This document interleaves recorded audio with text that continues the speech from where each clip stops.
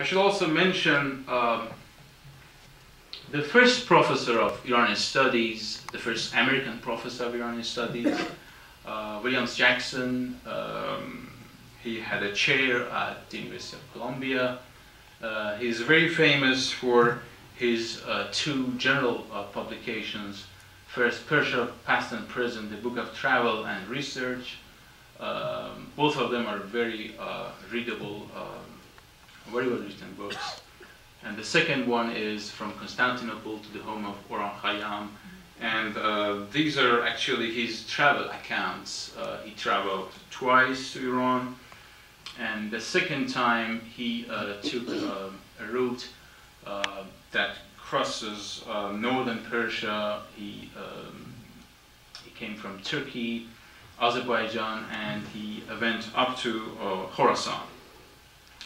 Extremely well-written books, and I should also mention, since Professor Darya is here, he has a book on Zoroaster and I think Avestan grammar as well. So the first professor of Iranian studies in an American university.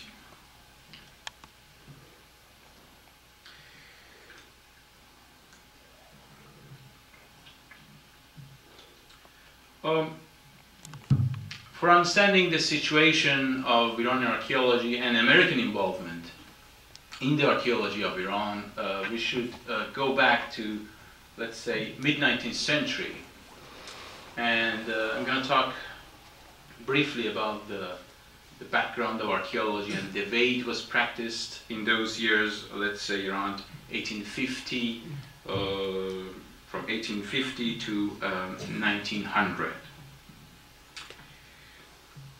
Persia, or Iran as we call it today, has been visited, explored, and studied by European travelers and adventurers since the 15th century onwards. Those explorations resulted in the publication of a large number of travel accounts, often illustrated with engravings and drawings of the country's monuments, people, and landscapes, and stimulated the field of Iranian studies in the West. I should mention this monumental publication by two French artists, Eugène Flandin and Pascal Coste, on the monuments and buildings of ancient Iran. Archaeology in Iran, much the same as in other countries, made its debuts through quest for antiquities and curiosity about the past. But it shouldn't be forgotten that such non-scientific explorations paved the way for systematic investigations of Iran's heritage and paved the way gradually for scientific methods and strategy.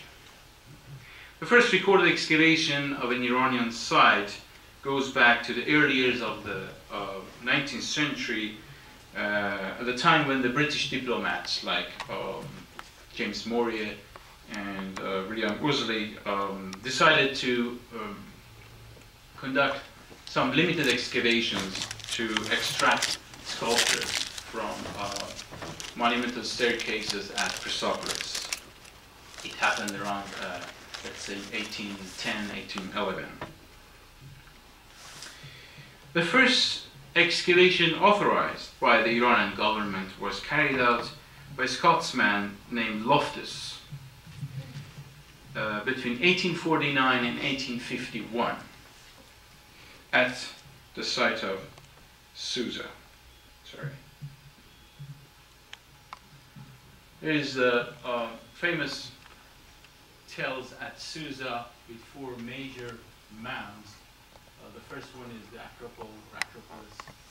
This large mound here is the Ville Royale, and to the north you have the Dana. And the other tell is Ville des Artisans. These are French names, actually the names given by French excavators of the late 19th century to different areas of the site. And Loftus is the man who also excavated our Assyrian panels at Lakma in 1855. This short excavation at Susa didn't produce many movable or valuable objects, but resulted in the first actual plan of the site and the identification of Susa and the ancient capital of Achaemenid kings. From the middle of that century onwards, archaeological activities were intensified in Iran, and the king, Nasruddin Shah, the Qajar king, was in fact the patron of archaeological and archaeological exploration and recordings of ancient monuments.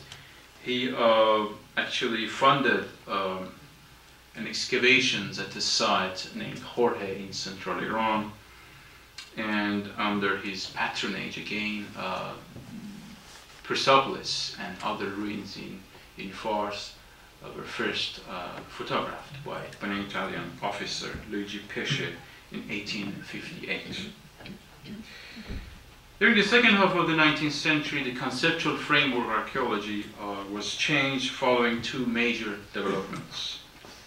The decipherment in 1857 of the cuneiform script by Sir Henry Rawlinson, and the triumph of evolutionary biology through the publication of Charles Darwin's Origin of Species in 1859, that soon became influential in social sciences, addressing the origin and antiquity of man, by extension, transformation of society and culture.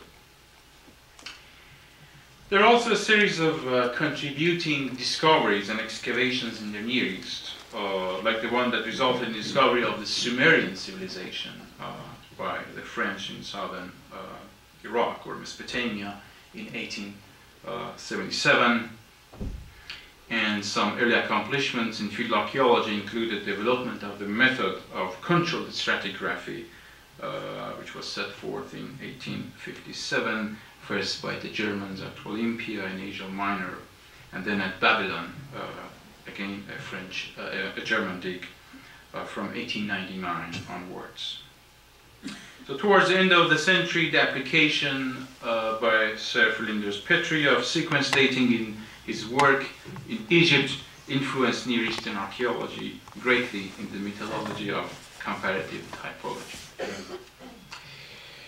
What was happening at that time in Iran was entirely connected with the excavation, the French excavation at Susa in 1884, from 1884 onwards. Here's another view of the site of Susa. You see the tomb of Daniel here. One of the major tells to the north called Apadana, because it contains the ruins of the Achaemenid palace and residence here. And this French dig house, or French chateau or castle, at the northern point of the highest mound, Acropolis. In 1884, a French couple, Marcel and Jeanne Dieulafoy, obtained a permission to excavate at Susa and realized the first systematic fieldwork in Iranian archaeology. Dieulafoy's excavations revealed structures of the magnificent palace of Darius, and the excavations at Susa were the subject of two adventure books by actually Madame Dieulafoy, written in the Victorian Romantic style of the end of the 19th century. Here is an engraving of Dieulafoy's excavations of the ruins of the Achaemenid palace at Susa. And of course the finds are to be seen today in the Louvre. Some 10 years after the departure of Dieulafoy in 1895, with intensive support of French diplomacy, the Iranian government, Qajar government, granted a new permission that enabled France to resume and expand their archaeological activities in Iran. And 5 years later, with the newly created Délégation en Perse, or delegation in Persia, France obtained the total concession of all archaeological excavations in Iran for an indefinite period. This success success of such a mission was entirely due to the efforts of this man, Jacques de Morgan, who was the Delegate General in Persia, the director of the delegation, French delegation in Persia, and who built this medieval French castle at the top of the mount at Susa. He was a very renowned prehistorian, geologist, Egyptologist, and archaeologist, but probably a terrible excavator. He had worked before in Egypt. He was a director of the Egyptian Antiquities Service for a while. He explored the regions in the Caucasus, around the Caspian Sea. He worked in Indochina, and he was the one who discovered that Persia, Iran, possessed rich deposits of oil.